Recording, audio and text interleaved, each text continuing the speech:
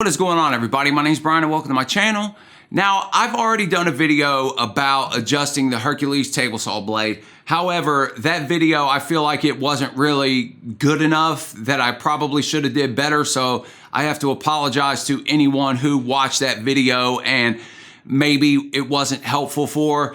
And if you found the video helpful, then hopefully you find this video even more helpful. Now, when I did the video, I told everyone to adjust the trunnions on the inside. There was 4 screws you could adjust, get this blade square to your deck. However, in the comments of that video, there was a person, I can't remember their name, and I apologize for that, but I want to thank that person because they did show me something that I did not know. There is an easier way to adjust this table saw. So let me go ahead and show you. And in this video, I'm going to try to be a lot more clear about how to do this. So let's get started. Now, you can do this with a regular square, but you need to make sure that you have a good square that is actually square. If you want my opinion, get you a digital angle finder like this right here. This is a magnetic digital angle finder. I think I bought this from Lowe's. They do have them on Amazon. They have a Klein one on Amazon, and they also have other brands as well. And if you're interested in one, make sure you check out the links below. I'm going to link that, and I also link a bunch of other tools that I like that you can buy for a good deal on Amazon. But this is going to make your life a lot easier when you're doing this. The first thing you need to do is obviously turn it on. Now that it's on, you're going to set this to 0, and you have to zero it out to something. And the 90-degree reference that we want this blade to be set at is to the deck of the table saw. So what we're going to do is you'll have the digital angle finder on, and it's going to set on the deck, and you're going to just simply press the 0 button. And once you have that angle finder set to 0, then you're good to go. We're ready to check our blade. Now, obviously, if you're going to use a square, you don't need to worry about that step. The next thing you're going to need to do is you're going to need to raise this blade all the way up. So let's go ahead, get it up.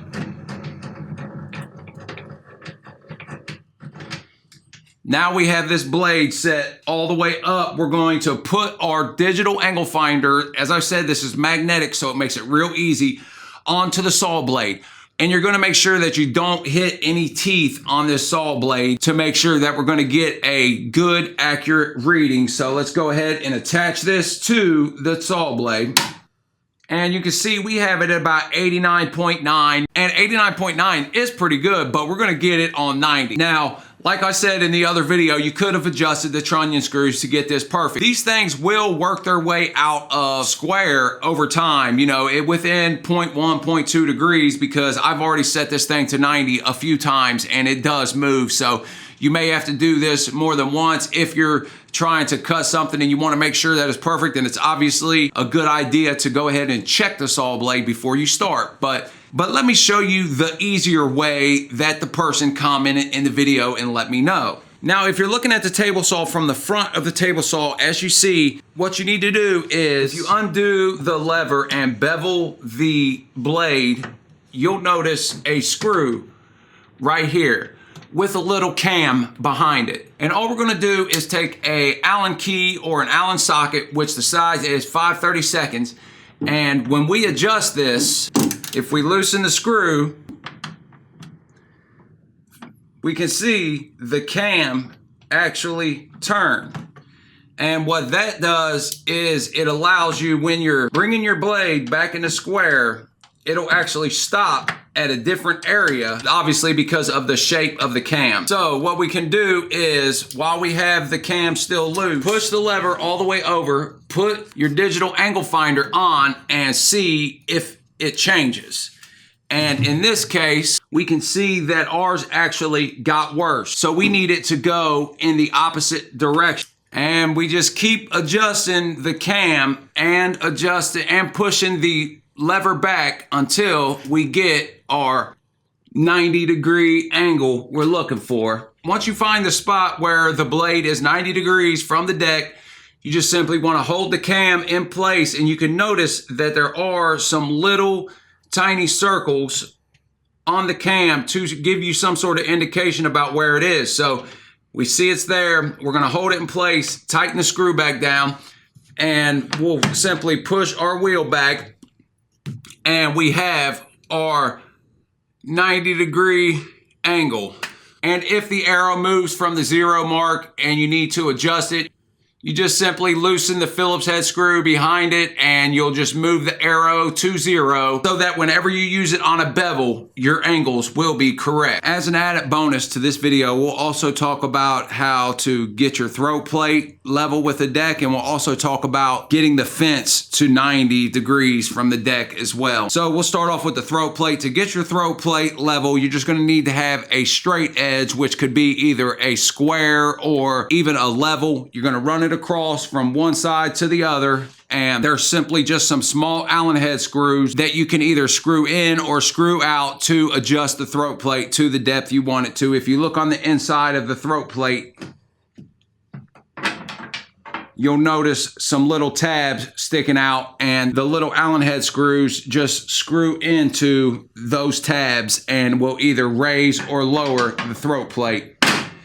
Pretty simple to do that. You just need to make sure that you have a true straight edge, something long enough to go from one side to the other. Now, we'll talk about the fence. The fence, somebody actually requested that I do the fence, so I'm gonna make sure that I throw that in here. Now, this fence isn't the greatest fence in the world. I mean, there's a lot of better fences out there on job site saws, which we'll get into more whenever we do the review on this video, but this fence isn't all that bad. But we're going to do the same thing that we did with the blade. We're going to use our either digital angle finder or you're going to use a square.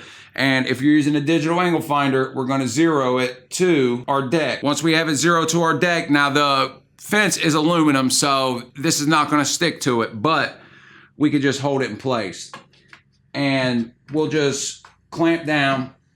And we can see here that I have mine at about 89.9 degrees to the deck, which is pretty good. But if you want to adjust this, you just simply, you'll see a little knob in the back of your fence. Now this adjusts how tight that this fence clamps down to the table saw. And when you adjust it one way, it'll get looser. When you adjust it the other way, it'll get tighter. So we'll take a look at what happens when I loosen it some.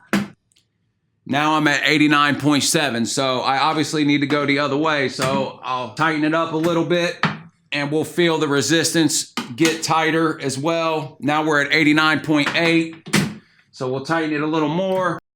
And we're at 89.990 now. You just have to keep messing with the knob. It will eventually get close to where you want it. It doesn't adjust it much, but it does adjust it a little bit. And also, if it ever gets too loose to where your fence is moving when you're butting stuff up against it, then you can also use that knob to tighten it as well. Now, one last thing. If your measurement is off, like if you look down on the table saw, you'll see that there is a tape to measure with a little indicator to show you where you're at whenever you're measuring 6 inches, 8 inches, whatever. If that's off a little bit, you can just loosen up this little Phillips head screw and move it to make it to where it is exactly on the measurements that you're at whenever you're cutting. So that's pretty much it. I hope this video was better. I tried to spend more time doing it and tried to make sure that it was actually a little bit better than before. And like I said, I want to thank the person that pointed out the cam in the front, because that saves you a lot of time from messing with the trunnion bolts on the inside. Like I said, I apologize to everyone. I should do better with my videos, and I will. I appreciate you watching. If this video helped you, make sure you hit that like button. If you haven't subscribed, make sure you subscribe below, because I'll be doing more videos like this, including project tips, tool reviews, and more. Till next time, stay real.